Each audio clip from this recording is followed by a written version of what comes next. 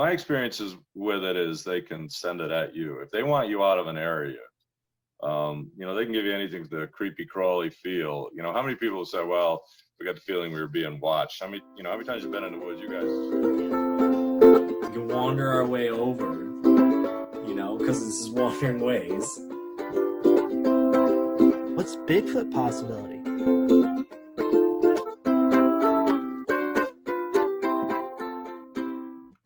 Clink. Clink. Look at that. Another awesome opening to another awesome day. How's it going, my guy? Oh, perfect and getting better, my man. How are you? I'm great. I'm fantastic. There's snow on the ground out here in Montana. I was able to go out to Red Lodge and just be in it for a couple hours and experience it and just feel that peaceful nature that the woods bring us. That's good. It's been wet and windy here. Kind of classic coastal weather. Super windy. Actually spent the weekend down farther south from me. I went into California, and on my way up, because I had to, I swung through Humboldt, looked at my big, beautiful redwood trees. I love it. There's something about the redwoods. I don't know if it's that mystical feeling they give you, or really what it is, but every time I'm out in Oregon, I get that itch because I'm like, it's not that far. Yeah. It's a little jaunt down there, but it's a worth it jaunt. Yeah, I mean, it's work to get in and out of there, but these trees are so cool, I want to try and get back anytime I can to go scamper around in the forest, so. Well, I'm very curious because I think the sequoia trees grow a little bit bigger than larger, but not taller. Well, bigger in that sense, and then they also, I feel like they can survive the snow climates a lot better just because of where they're at in California as opposed to the redwoods, where the redwoods really thrive off that coastal air.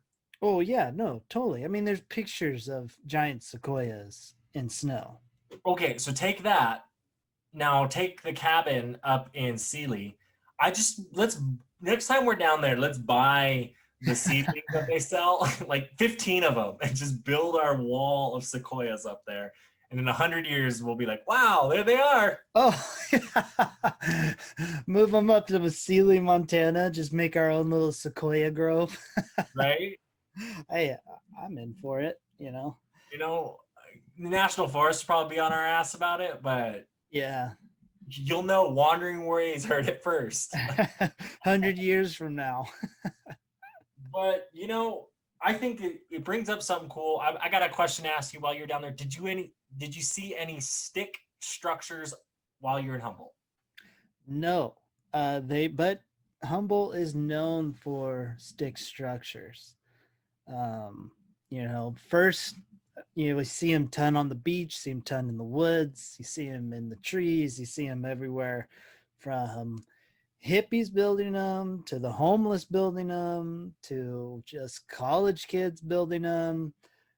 And I mean, even Bigfoot builds stick structures. And today we interview an actual Bigfoot researcher, which is exciting. He talks about the stick structures a little bit. He's got a book on the stick structures, so definitely check that out on IKnowSquatch, because it is for sale. You can get that. What I find interesting is there's a tree, and he talks about this tree, but I have a picture of you and Tyler playing on a tree together, and it totally makes me think of what he talks about later in the episode. But I'm not going to give that away now because you guys have to listen. Our wanderers have to wander through the podcast to the part of where this story's at if they want to hear what goes on. Yeah, no, totally. We have something super awesome today. We got an interview with an actual Bigfoot researcher, like Zach said.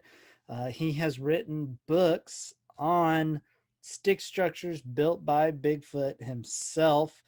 I believe the book is titled like Bigfoot Structures. Let me just double check that for you guys real quick. But He yeah, has no, gone out on numerous Bigfoot expeditions. I mean, this guy, he's got some cool stories, and we go into it today. So the book, check him out. Check out the book, The Field Guide to Bigfoot Stick Structures. It's going to be on IKnowSquatch. So make sure to check out IKnowSquatch on Etsy, Twitter, Instagram. The Etsy, they got a ton of Bigfoot apparel, stickers. That's where you're going to find the book. yeah, I got an IKnowSquatch sticker on the Roo, everybody. So if you're following there, you'll see it. It is awesome. They have great Bigfoot products and Bigfoot knowledge for that matter. And that's why I am super excited to share with you our guest today, because he is a Bigfoot genius. He thinks logically when it comes to Bigfoot. He doesn't rush to a conclusion like a lot of people, they see that deer hop a fence and they say, oh, that was Bigfoot. He has different classifications. And he, explains that very well to us today. And I'm very excited to share that with you guys, because let's be real, not all of you are out in the woods right now, and you can't tell me what's going on in the woods because you're not there. Yes. No, 100%. So we got Mr. Rick Reles on. Him and the IKnowSquatch games going to be at a Bigfoot convention at the end of January. So roughly, I believe, a week and a half from now, from when this episode is airing. Go down, check out their stuff. They're going to be vendors at it. He does speak at conferences. We get into that kind of a little bit. But without further ado, I mean, Zach, you got anything, or can we just jump into this? Let's jump in like it's a big pool and make a big splash, because Bigfoot. Yes, let's get, without further ado, the Bigfoot researcher himself, Rick Reles.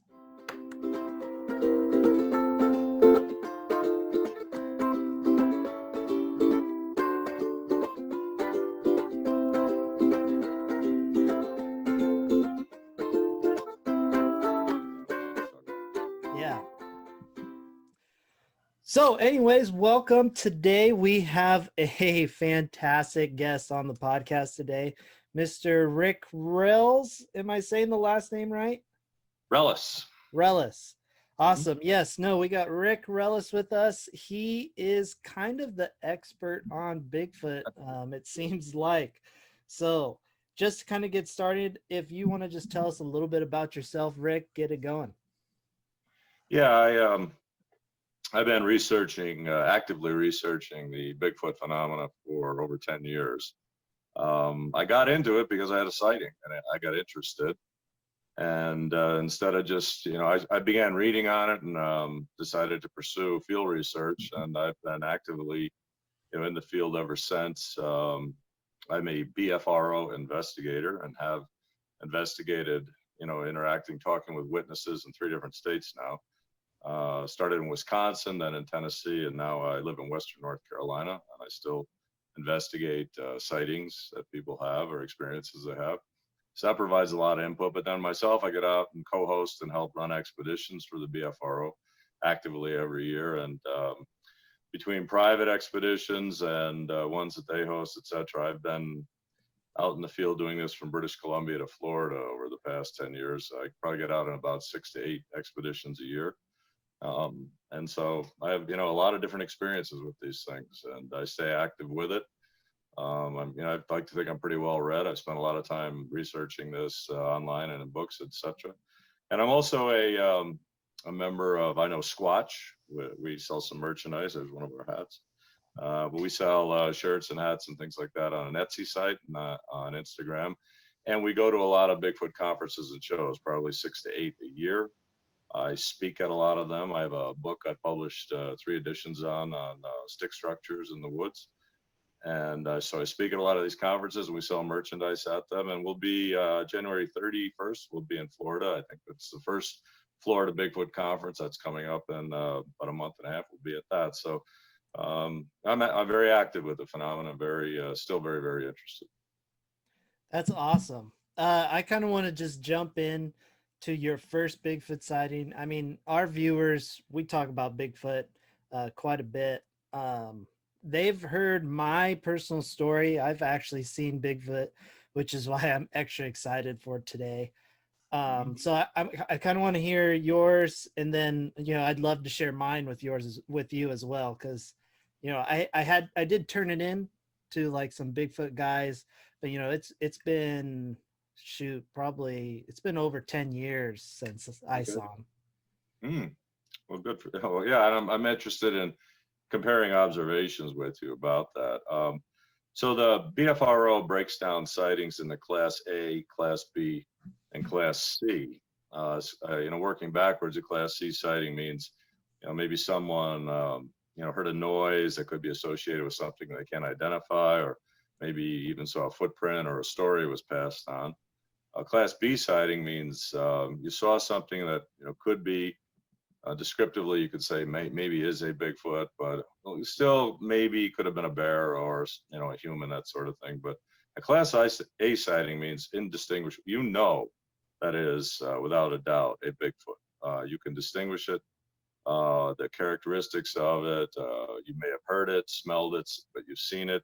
So multiple senses, recognition, and I've had 3 of those. I've had multiple B type of events and C also, but I've had 3 A's where I could say those were sightings. I knew what it was. I'd like to, I think I'll talk a little bit about the third one I had, but the first one I had, I wasn't anticipating. I was not in the research mode. I was driving across a rural part of northeastern Wisconsin with an associate, and it was in 2010, November, end of the year, and we saw something cross 2 oncoming lanes of traffic on the left, a grass median, and then go across 2 in front of us and hurdle a chain link fence, just like an Olympic hurdler. And it was a very, huge. We could see the bipedal movement. Certainly didn't know what we were looking at the time. And it was kind of a reddish brown color, but huge. I went back and measured the height of that fence, and it was 5.5 feet high. But we went into disbelief. The business associate I was with and started to go into denial. I a couple weeks later said, it's possible we may have seen something that was bipedal. He was thinking it was an elk. We have no elk in that part of Wisconsin. But I continued the research myself. He dismissed it, and I found similar descriptives and sightings similar to that in the area north of there. So that kind of got me on I knew what that was. I mean, I saw the arm and leg movements, the arms pumping. I saw it go over that, as I said, in a hurdler type motion. I knew that was not a bear. It was not an elk or 4 legs. And we saw it across the road, not that far in front of us, a couple hundred yards. So that got me interested. The second sighting I had was in northwestern part of Colorado in August of 2016 on a BFRO expedition. I was with one of 5 people in a canyon, and 2 of us saw it. It stepped out on the path behind us. We were looking forward on the path. It stepped out behind us, later measured the distance to be about 90 feet. And that was we believe a juvenile, because we both thought it was about 6.5 foot tall, black, could see the facial features, could see the lengths and of the arms and the legs and the differences in that. Watched it make a 3-step exit from where it was on the path. When we saw it, it was moving back and forth from side to side, sort of like a second baseman or a shortstop, preparing, for a hitter. And we saw 2 of us both saw it run off. The other person was the sheriff. Really great recall of the description of it. We jotted it all down, documented it. That was a great sighting too for me. But I'd like to talk a little bit about the third one. Yeah, totally. Yeah. Which I mean, the first 2 again fit the Class A description because I knew entirely what it was. The third one, I was on an expedition, not a BFRO expedition. I'm part of a group called East Coast Expeditions. And there were 5 of us in an area in the Western Appalachians, really in western part of Virginia, not West Virginia, but western part of Virginia, and in that area. And we had split into different groups. Each of the nights we were out, groups of 5, covering an area around a lake. And we caught up with a group on the first night, Thursday night, of 5 guys that were on a trail that was about 30 yards above the lake that we were at, all forested area. And this trail went around a mountain in a circular manner. And they came back from being in there, and I had seen an orb they observed for 28 seconds move along the hillside above the trail. And they, all of them saw it and didn't know what it was, had heard other things, some knocks and that sort of thing that evening. And so we agreed to put another group in there the following night, which is typical on an expedition. If you do daytime or nighttime scouting, best way to approach the night hikes, is get a group back into there if you think there's activity, because Bigfoot, typically a resident in an area, will frequent an area with, repetition at night, go back to an area they were the night before. It's great if you're out, looking for them in a research areas that can come down to a lake, particularly in the south where you have a lot of mountain laurel. They can come down through that with their kids, and there's never one of them. They're always in groups, but they can have access to the water at night. That's the type of thing you want. You always want to give them the high ground above you. If you can give them an area to sight you or to see you above, that's always very good too. But we decided to get 5 back into that area the next night, and we walked along this path just after dark, but I still remember it was full moon. We could see great. We did an inchworm technique, and so if you've watched Finding Bigfoot, they'll do that on that show sometimes, but it does work. Split your group of 5 or 6 people up as you walk on, especially if you think you're being paralleled or they're around you or watching you. And in this case, we had activity as we were proceeding on this trail, and they were above us. They'd move when we moved. So if you split when you inchworm and you break into groups and you move as like this, slowly along, so the head of the inchworm moves, then maybe the middle, then the end. You can have 1 person, 3 in the middle, 1 at the end, or split into 2, 2, and 2. Put distances of 50 or 100 yards between us so you catch up. Have the middle group go past the head.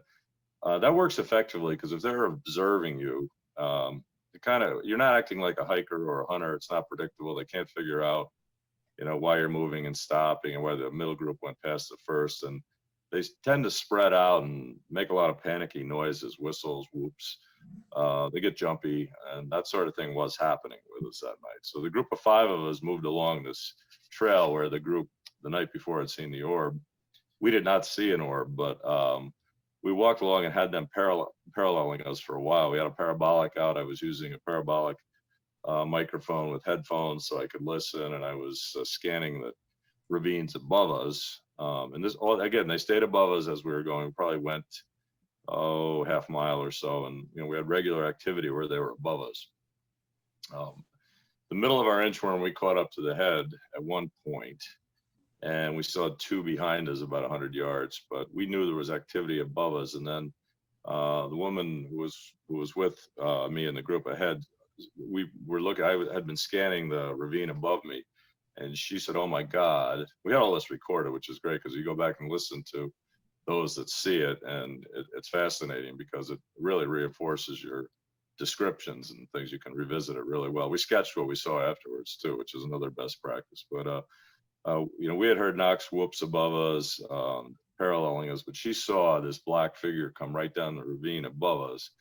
I would say 150 feet above us, and it came down the tree line above us on a perpendicular manner, stopped at a tree 100, 150 feet above, stopped, and she saw it coming down and said, "Did you see that?" And 2 of us that had just caught up looked. I had just put my parabolic down, and I saw it, and it crossed the ravine above us. Went a tree hop from one side of the ravine to the other, open in the middle of the ravine, and 2 more of us saw that. So 3 of us witnessed this at the same time. Description: black face, black features, muscular like a football player, running back, ran like a football player, pumped its arms. We could see the arms moving from side to side as it went. See the activation of the leg muscles. We went back and put the tallest member of our group up in that ravine next day to give us a judgment on height, and we believe it was close to 9 feet tall. Holy cow. Went from left to right across till it got to a tree on the other side. And I mean, we were able to see this go across for several seconds. 2 things that really struck me about this and hung with me the next day was, one, I was shocked at how powerful it was and how big it was, but then how anything that that big could be that fast was shocking to me. These things move like they're gliding. You know, others that have seen these things move in the woods, they don't. The description of the mobility, the movement, and what we saw that evening was literally silky smooth as it moved. You know, very, very fast as it moved, not making a lot of noise, but big, powerful, and fast moving. You know, if we think, you know, as naive as we are, you know, or hunters are, if we ever think we're going to ever catch one of these things or sneak up on one of these things or escape one of these things, we're crazy, because you know, they got abilities beyond anything that we can comprehend in terms of physicality. They have non-physical abilities too, and I'm okay to talk about that. But this was fascinating because as it went across, you know, we could clearly see what it was.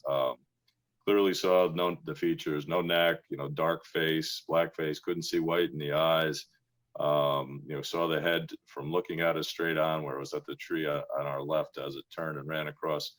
You could see, saw the arms move, the legs pump, legs move, saw the muscles, as I said, activate. Fascinating movement. I mean, the description I've always used is like a running back hitting a hole in a football game. That's how this thing moved. And, you know, it really moved back. Now there's a little more to it. And we had 3 of us that saw this of the 5. The one that caught up, actually the 2 that caught up to us did not see it. They heard what we were seeing. We stopped on the trail, and you know, we were going to advance and continue along the trail. And you know, you may have heard or had discussions with other witnesses about zapping or an uncomfortable feeling you can get from these things. But I got that.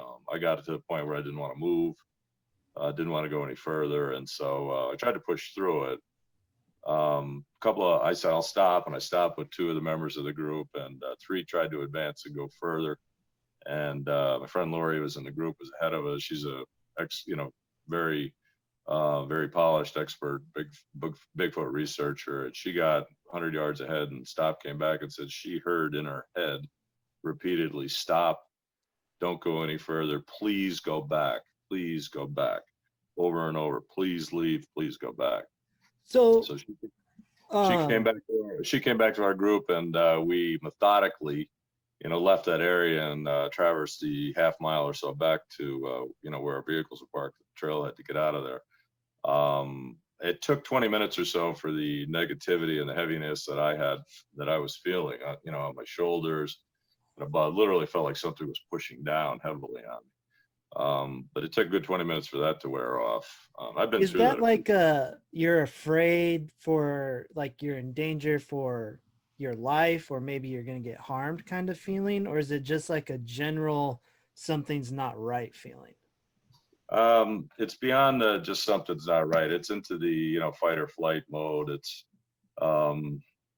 purposeful. You know, I believe when they do that, you know, a lot of us that are around us, we talk about infrasound, or that feeling, you know, of infrasound, where it can be, you know, a heaviness generated by a low frequency, you know, modulation, hum type of thing. Yeah, it could be. I'm not sure what does it, but you can get variations of it. It can be very acute, where you can feel it very heavy. You know, I've heard people talk about it on their head, or it makes people feel dizzy and nauseous. I've seen that. I've had it where it felt like, you know, electricity going right through my body when I've been around these things. But they can generate and they can send it at you if they want to. And in this case, I believe that large alpha male, which is what we believe was what we saw, I believe that generated that at me. I was the tallest member of the group, probably the alpha in the group, and fired it at me and kind of immobilized me. But it worked. But it was a very, very heavy, you know, like I couldn't carry it further, didn't want to go any further, heaviness feeling for me. And Lori in our group, she didn't get that zap feeling, but she got the, I hate to use the term because, you know, we woo and all that, but she heard voices in her head saying, you know, turn, leave, go back, please go back, over and over. So, you know, a few different things going on there, some very physical and identifiable. We know what, I gave you a description of what it was. The 3 of us all matched that. We had a recording about what we saw. We talked about it. And then we had a group the night before that saw an orb in that area. I certainly had the zap feeling. She got a voice in her head. So those are things that, you know, hard to reconcile with the scientific method and say, we know what that is. So they can like send that energy, that zap energy to like you guys? My experiences with it is they can send it at you. If they want you out of an area, You know, they can give you anything from the creepy crawly feel. You know, how many people say, well, we got the feeling we were being watched? How many times you've been in the woods? You guys, Yeah. spend time in the woods. You know, we had a feeling we were being watched. We had a feeling something wanted us out of there. Hunters relate that. I talked to a lot of witnesses that have, been in a situation like this in the wood hunters. They said, something overcame me. All of a sudden I knew I had to get out of there. I've hunted in that area for years, but I never felt that. But now I knew I'm never going back. It can be that kind of, getting the creeps Yeah. to being physically ill. Interesting. Yeah, I had a question about, so I guess my thing is like, I've never seen a Bigfoot in my person. I've heard countless stories from people, especially in the Pacific Northwest area, Mark being one of those. And I trust Mark. I trust Mark with my life, all that. So I trust his story is true. But I wasn't there with him, and to have people with you experiencing these things with you, that to me just solidifies the belief, the story, all of that. And I guess, what's that feeling like? Because it sounds like all three of your encounters, you've had people there. Yep. And to have that experience with you. Yeah. Yes, yes, it is. You sound like my wife. My wife will say to me, when I go in, I can get her to go out during the day. She doesn't want to do any of the nighttime stuff, but she'll always say to me, the three Class A's you talk about, you had witnesses with you. That's really important. It is for me. I'm not dismissing other encounters. I've seen things in the woods, a shadow movement or a dark shadow go by or something move behind a tree line. I saw one belly crawl across a road. Again, having someone there to cement that, to your point, it's verifiable. We all sit down, best practice, and talk about it, jot the notes down. We had a recorder in the case I just gave to you, so we're all able to listen to what we said that night afterwards. Once you get through all the swearing and the explanation, it's fascinating. But that it does solidify, and you can all go back to it later and say, well, here's what we saw here. We're saying it. I'd say to anybody out there, anybody that's interested in this, I've been on expeditions with someone that has seen one. The best coaching I could give on that sort of thing is, as soon as you have a sighting, best thing you can do is start writing things down, and then do the whole, just the facts, the old dragnet thing. Just go through the facts. What did you see? How big was it? What was the movement? Right to left, left to right. Describe it. How tall? How wide? How many pounds? Color? What shade? Go through all the descriptors you can and jot them down, because it's hard to believe. Even if you have witnesses, even for somebody like me who's been around, if I saw one tomorrow, it still shocks you a bit. It's not an everyday occurrence, and it's hard to believe what you're seeing. So your best practice is to get the notes down as soon as you can. Yeah. Listening to you describe like the Class A, Class B, I would probably classify my sighting in a Class B, mainly because I didn't have anybody there like with me that saw it also. There were people there, but we were bow hunting, and so we're really spread out. And I looked over across this clear cut, and at first I thought it was just a person, or I also thought it was a bear because it was up on its two legs, but it was walking way too like classic human, like bipedal, very kind of like a smooth walking gait. It went up this like logging road, and I didn't even think Bigfoot kind of idea until it walked by some logging equipment, like a big cat, and which was like probably close to 10 feet tall, and it was as tall as it. That was the moment I went like, oh wait, that's not a hunter. And then he ended up turning around, going down, and then going farther up this like logging roads. And so we were at dawn, and we had to hike 3-4 miles up this logging road. And so there's only one parking lot to this like road. So when we went down that night, we were the only car.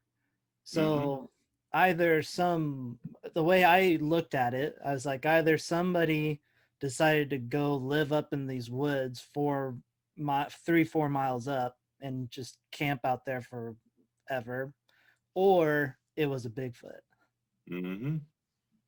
So yeah, if I was investigating it, if you had filed this report, say with the BFRO, and I came out to meet with you, I'd say, I'd ask you to describe the movement as much detail as you can, and you started to.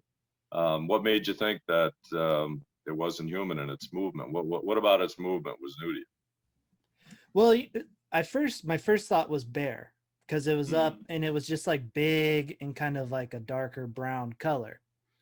And so I was like, oh, this is kind of cool. It's a bear cross and it's like on its two legs. You never really see that. Right. But also we only have black bear on the Pacific coast of Oregon. So that's Good. a little odd.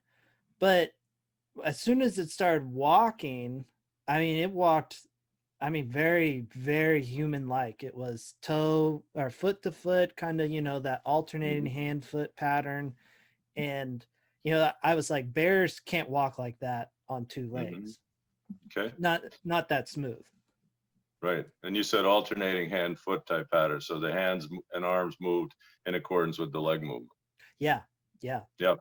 Okay. See, now that's again, now that's you're taking the bear out of the equation here, which is great. So now you're getting into, well, is it a human? Okay, what color was describe the colors of what you saw? Describe the appearance of the surface of it. Did you see hair? Was there not hair? What did you see? Well, I was kind of playing in the fact it could be another hunter just wearing a bunch of camo. Sure. So Ghillie suit. yeah, that's what I was thinking. It was going to be something like that. I didn't start thinking it was not human until it walked by that logging equipment, and I could put like, all right, unless we got like Yao Ming or someone out here in the woods, this isn't a normal person. Yeah. Yeah. See, you've got a couple of good things here. First of all, you've got you observed it for enough time to see the movement, which is good. It's not just a dark flash between two trees, and you saw the movement. You got scale. I mean, you got logging equipment there for scale. So, in your estimation, how tall was it? I'd probably say it was close to 10 feet. See? Okay, so you know, and you're pretty sure you told me it wasn't a bear. It stayed on its 2 feet and walked with an alternating arm, hand, and leg type movement. Could be as much as 10 feet tall relative to the equipment there that Yeah. you had. And the color again was I'd say like a darker brown. I'd say darker brown, maybe leaning more on the black side of it, but you know, it could have. It looks like if a hunter was wearing full camo type deal. sure. Okay, so and you got a 10-foot hunter wearing dark brown camo. So again, some of the things as you get into it, it sounds believable from what I'm hearing. I mean, you know, again, the height is a big thing with what you just had. The movement is a big thing that takes it away from the bear realm. And then, were you able to see facial features? Did it turn and look at you? And how far away was it? I wasn't able to see like any facial features or anything like that. It was, farther. I'd probably say it was close to 100, 150 yards from me. Okay. Mm-hmm. So, I mean, the big things for me were the was the logging equipment and the sheer how it was like Sure. identical size wise. Mhm. That's wonderful reference that you have that in there. People say when you go in a distance, 100, 150. I'm a golfer, so it always helps me. Yeah. 100 yards for me is I'm hitting a gap wedge. That's not far. I can see the pin. I can see the hole. It's not that far away. If it's 150, it's a short par three. You know where the pin is if you're hitting at it. So that's not that far for you to make. If someone sees something a quarter mile off. I once had binoculars on. It was in an aviary area up in the UP of Michigan with some folks doing some scouting during the day, and I saw a very tall, dark brown type of creature. I'll just leave it for that in the water across the large expanse of water up against the wood line. And it was far enough away, hundreds and hundreds of yards, but I was able to pick it up pretty good in my binoculars, and it was hard for me to figure out what it was. I kept thinking moose, but I could see the head and the shoulders and the torso sticking out of the water. Okay. I have not listed this in my list of that was a Class A sighting. I've taken it with me. I kept scanning around looking for something. I take the binoculars away from it and try to find something else that gave me reference. And there were trees all in the background. And it moved. It kind of turned and moved. It went towards the woods, and I was looking side to side, and it went behind a fallen tree that was down and went away. I never saw antlers. I never saw a head sticking out of the water like a moose, off to the side. I never saw the back of it sticking. I saw something with, a medium brown appearance, a head and shoulders type of thing in the water, go behind a fallen tree and up into the woods. So again, I've scratched my head over that one for, I think 8 years ago I saw that. What that may have been a Bigfoot. Am I here to say it was? No, I'm still going to be a skeptic, and you should always be a healthy skeptic. But you've got some things about your story that lean more towards, regardless that somebody wasn't there, it still sounds pretty well like you've got proof. Yeah, I mean, I definitely feel very confident that it was. I mean, ever since that day, I've been a full believer in Bigfoot. I've talked to some other people about their stories. They talked about seeing one cross a road before. Yep. Mm-hmm. So I've been full on, they're out there, and it being super stellar to see another one. Yeah. Well, if you want to see another one, you got to put yourself in a position to maybe see one or see. There's never one, by the way. I said that earlier, but they're always in groups. But put yourself in a position where maybe you can have another encounter, and there's definite ways about doing that.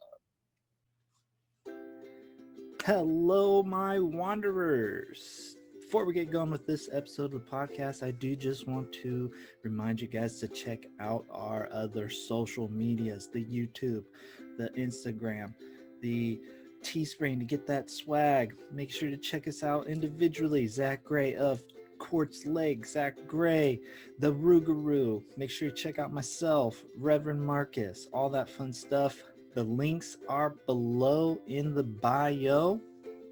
All you got to do is click that bio, look for it, and boom, you're on your way. Make sure if you guys want to be part of the podcast or questions to be heard on the podcast, email us at wanderingwayspodcast@gmail.com or quartzlakeproductions@gmail.com. We love the feedback. We love the input. All of it is amazing, and we love you guys for listening. It's awesome. So let's keep wandering on. Yeah, and then I'm curious too on some of the, you talked about like Florida having that first conference as well as other what other big Bigfoot conferences are there? That would be something too. Sure. I'm personally actually interested in. So probably the one that's been around the longest, I think it's 25, 26 years, maybe longer now, is the Ohio Bigfoot Conference. And that takes place, right, the last few years they've been holding it in Salt Forks State Park, which is in southeast Ohio. So, that's a great one to go to. A lot of people go to that. They'll have, some of the best speakers at it. I've had everybody from, Bob Gimlin, the Patterson Gimlin film, to, some of the people from Finding Bigfoot, Cliff Barrickman, Dr. Jeff Meldrum from Idaho State. They bring in some very good speakers for that. And it's very, very well known. That's probably the best one or premier one out there. A guy named Mark DeWorth runs that. He's in Ohio and he does a great job with it. The one in Florida is new, as I said. There's one in Gatlinburg, Tennessee. It's got a couple of years under its belt. They had 3 of them in the past 2 years, and that one is in July, typically, and that one's wonderful. A lot of people at that big, great place that they have in a convention center downtown, and big room audiences. They'll typically have 400 or 500 people in the audience listen to a speaker. So, big. I've spoken at that. I spoke at the one last year. Parts of that. I was one of the guest witnesses at the over to lunch, but they do a nice job. A lot of vendors at that too. So those are 2 very, very good ones. There's one in Marion, North Carolina that keeps getting bigger. They do it out in the street and have speakers inside over a weekend. And, I think I could be off, but the guy that runs that, I think he has tens of thousands of people at that. That's how big it is outside, a lot of vendors. So those are 3 of the more notable ones. I'd like to see, there's one in eastern part of Oklahoma every year, Hanobia Festival. And with COVID, that was called off this year. I'll be at it next year. Looking forward to that. In the Pacific Northwest, I know there's a few that they run, a few different ones that you see. I have not attended the ones in the PNW yet. So just so our listeners can get that, what were the 3 really notable ones for Bigfoot conferences again? Yeah, I think Ohio Bigfoot Conference, which is usually beginning of April, I think, or May. I have to take a look and see when.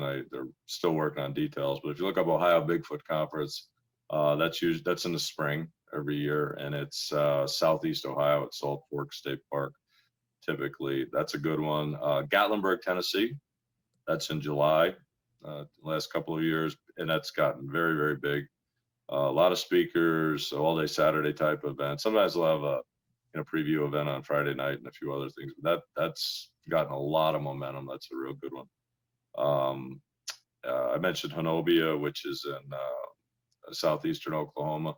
That's a good one. And I mentioned one in Marion, North Carolina. That keeps getting bigger and bigger. So that's a real good one too. And that's Western North Carolina Bigfoot. That's very big. Big outdoor type festival. So a lot of vendors, speakers inside, that sort of thing. I think that was supposed to be in September this year. It's been in September the 2 years prior, in 18 and 19. And I was going to speak at it this year, but with COVID, that got canceled. So I'll probably be at that next year speak. Nice. Cool. So I kind of want to pivot back to your Bigfoot research, and I want to talk about like your expeditions. So one, like, why do you guys pick a certain spot to go and start looking? And then from there, maybe just the details of what a typical expedition would look like. Sure. No, that's great. I appreciate that, Mark. I'll talk a little bit about that. Well, the BFRO, so the Bigfoot Field Research Organization, if you go to their website, and you can just go on and Google BFRO, you'll get it. But if you go to their website, that will list on it different expeditions that are coming up. Now, those are run by select investigators in the country who put the detail together as to where to have one of these. And you'll see them in different places around the country. Northeast has some, Southeast, Pacific Northwest, Montana. I think there was one this past year too. But those, Northern California, up in Oregon, Washington, you'll see them. But these things are where the woods are. Is a fair way to go after this. But what the benefit we have with the BFRO is we get years and years of witness reports in the database. So we get a lot of witness reports, and you get investigators like myself that will vet these out and go on out and meet with witnesses. And sometimes you get reports that are false, and you get hoaxes, and you get things that are misinterpretations, but you get real ones too. And we've been documenting them for, I'm probably wrong with the number, but I think 25 years, 20 years. And so there's a huge database of these things. So if we take the clusters of sightings and we look at where they are, we can pinpoint some areas that are possible, good areas for an expedition. I've got one actually coming up in the middle of April next year, and it's just getting announced. And it's in the mountains upstate South Carolina.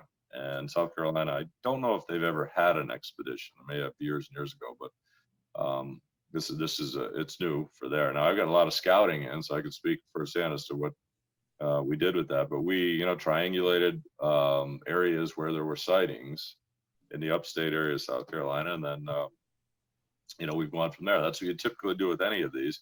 And then you got to get out and do scouting during the day. Get out and walk trails, get into wildlife management areas, state forest, national forest areas, access points that you can get into the woods and areas around where witnesses have seen, or reported these things that were valid. From that, how do you select where to go and what to do? Well, Sasquatch is, they're very patient observers. And I like to think they're creatures of habit too, and they're in social groups. So you want to go in and look for areas, that have trails or access areas that, number one, has water. Number two, has a variety of food sources, because believe very much these things are omnivores. meaning they're going to eat, what's available. They're opportunistic eaters. They're going to eat anything from nuts and berries, harvest corn, to mollusks, amphibians, internal organs, parts of deer in the winter, that sort of thing. They're going to eat what's available to them. And so you go to where water is and where there's food sources. Look for game trails. You look for areas that forest land that's, edges around swampland and crops, that sort of thing, cropland. And you look for access into areas where, you can walk trails during the day or at night, get into those areas. And then, I like to think, some of the best way to approach is get to a spot where you can be observed.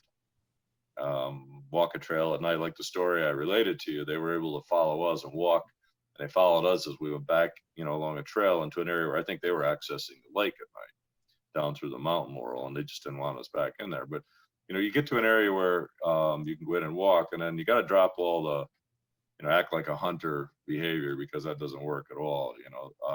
They're used to seeing hikers during the day, and they're used to seeing hunters during hunting season, and they all act in the same type of ways.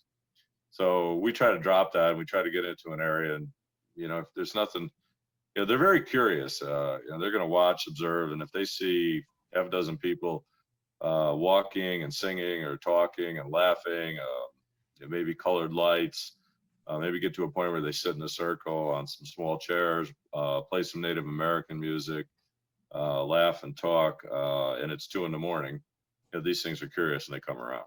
So you got to put yourself in a position where they can watch you or walk parallel to you or from above, but in a position in an area where, there have been sightings and you're near a food source or sustenance source like water. Personally, I've done enough of this. I know that, waterfalls, springs, they're around those things. We're in an area. I was just on an expedition in western part of Kentucky. I can't tell you the exact location because we do NDAs and things, but I was at one about 3 weeks ago, and we got out the topo maps and we looked where we were in an area where there were sightings. Yeah. We even had one of the witnesses with us, but we looked right where the springs were, and we got in there at night, and sure enough, they had activity. So, there are ways of getting to that, but they're very curious. They're going to come around. They can't figure out what you're doing there, especially if you're relaxed. So it sounds like they're very nocturnal with that. And when I heard you make the comment earlier about the not seeing the whites of the eye.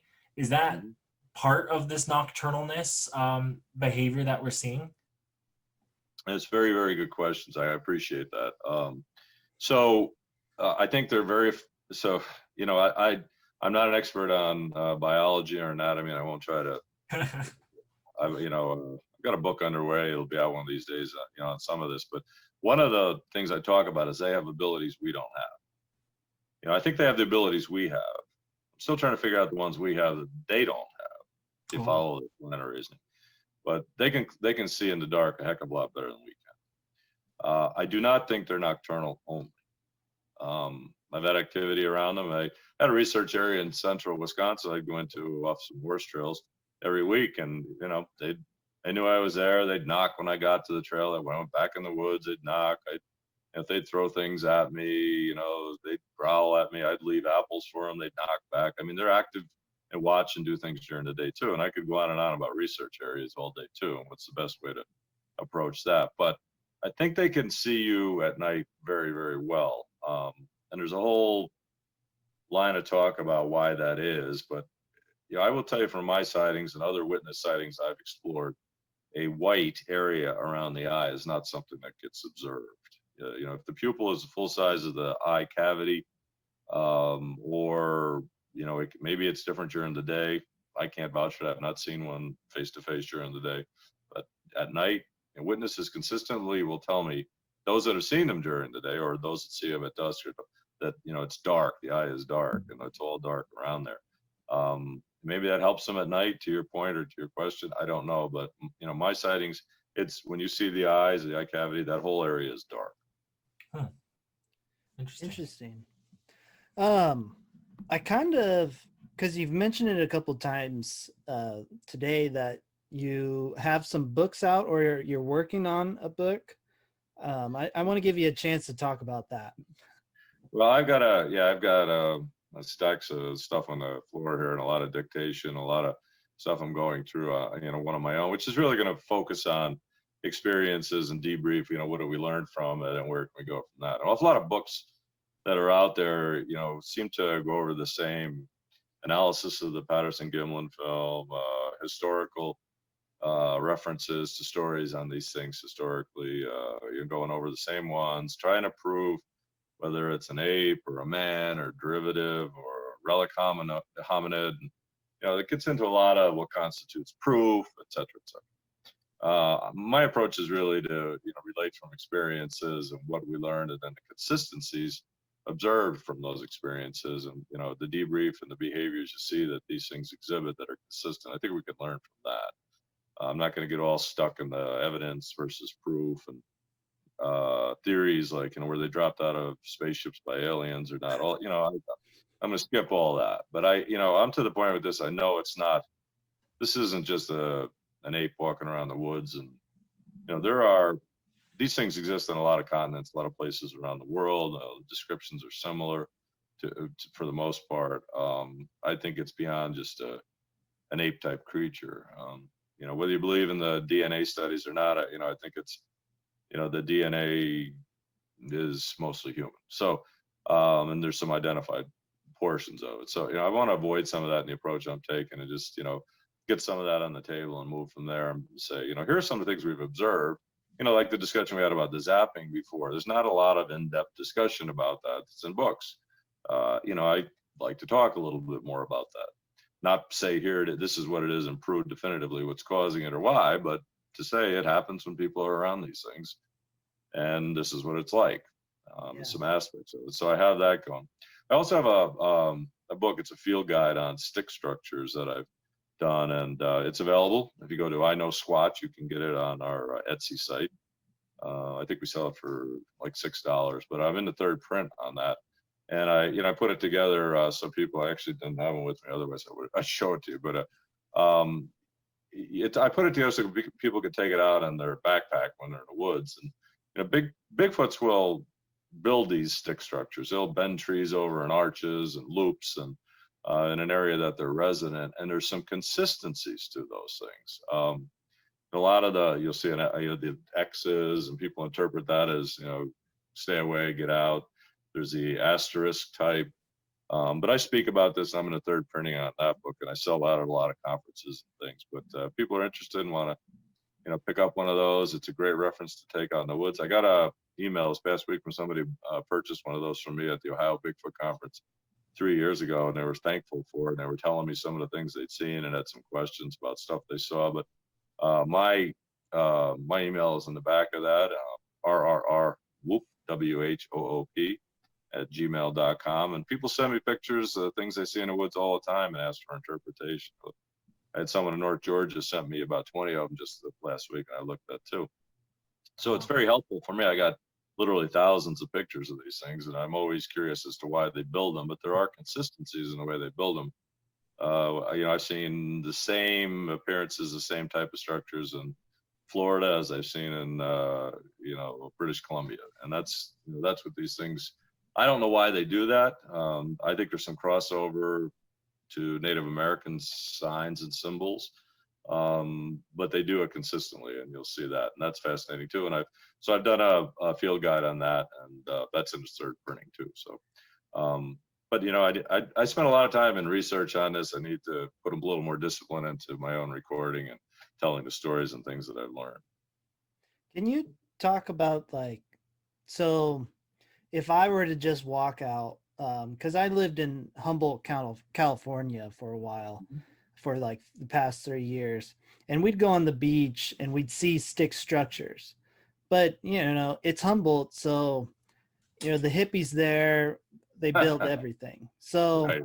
I want to know if there's anything that makes it distinctively maybe more Bigfoot than your classic hippie building structures. Yeah, and that's a good question. So sometimes you get Boy Scout groups out in the woods, and as an exercise they'll build lean-tos and hutches and those types of things. You'll get a hunter will build a blind sometimes out in the woods, so turkey hunters, things like that, or deer. So you have to work your way through all of that. But some of the best things I would say. So one good one is an arch. So they'll take and they'll bend, these things over into an arch. It'll look like a St. Louis arch kind of. They'll take a sapling, bend it over, and what distinguishes it as Bigfoot originated is they'll strip all this. A lot of times the bark, but they'll strip all the side branches off, leaves off of it.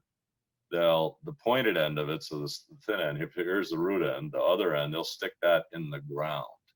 So often you'll find that stuck down in the ground, half a foot, or they'll put a log or a stone over it on the other end to hold it down.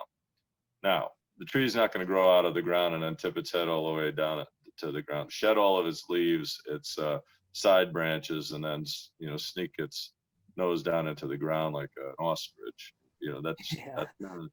That's not how a sapling grows. They grow and they will bend over towards water. They'll bend over. Gravity will force them to bend over, and they'll lean towards the sun. But you can, when you sort through all that and you see a group of these things one after another, sometimes you see them in a row. And Bigfoots do them sort of, I always say, like croquet wickets. They'll put them in a row, 50 yards apart, leading down towards a swamp or along a game trail. So there is some meaning to how they do it, but you see consistency in the way they engineer these things, which is another point I'd make in this. It's not, nature does things quite often in a lot of random patterns. Stick structures, when you see these things, they're put together deliberately. And I've seen them go up in an area, Bigfoot's a resident, seasonally, and they come down at the end of the year. They'll tear them all down. So it's fascinating when they do this. And there are a variety. I think I've got 7 of them listed in 7 varieties of them. There's a book full of descriptions of these things, sketches of them by Christopher Noel, he's a friend of mine. I've done some squatching with him. He's written a number of books, and he's got, I think, 50 or 51 different types of sketches of them. Oh, wow. So it is an underserved area of Bigfoot research, but it's something they do consistently, regardless of geography. Interesting. Well, it's getting to that time, and I got to be that guy. We're getting to the end of the interview here. So we're going to get into our final words. This is literally time. If you got anything coming up, you want to plug anything, you have any kind of cool PSA, just let the people know, since you're our guest, we're going to let you go first with the final words today. All right. I appreciate that very much, Mark. It's been nice talking with both of you guys and sharing, it sounds to me like what you saw may in fact have been a Bigfoot. It's, I'll have to chew on how you described that, but your descriptions, especially the scale of what you saw with the equipment there, is pretty darn convincing. IKnowSquatch, that's who we are, IKnowSquatch. So we are available. Our merchandise is available on Etsy. You can see we're on Twitter, Facebook, Instagram. Merchandise is on Etsy. Great stuff for the holidays, and we've got hats and T-shirts, all sorts of things, and stickers of almost, I think we're working out almost every state. So we have all of our artwork is original. We come up with our own, it's trademarked, and we've got it showing what we call a peeper, which is the peeper looking around a tree, which is the most common witness description is a Bigfoot looking around a tree. We've got that out there, showing through the silhouette of every state. So there's great stickers on there and other things. Take a look. Awesome. That's sweet. Zach, final words. I think Rick said it best today. Find your Bigfoot, go find the spot out in the forest. That's where they're living. Go to the trees.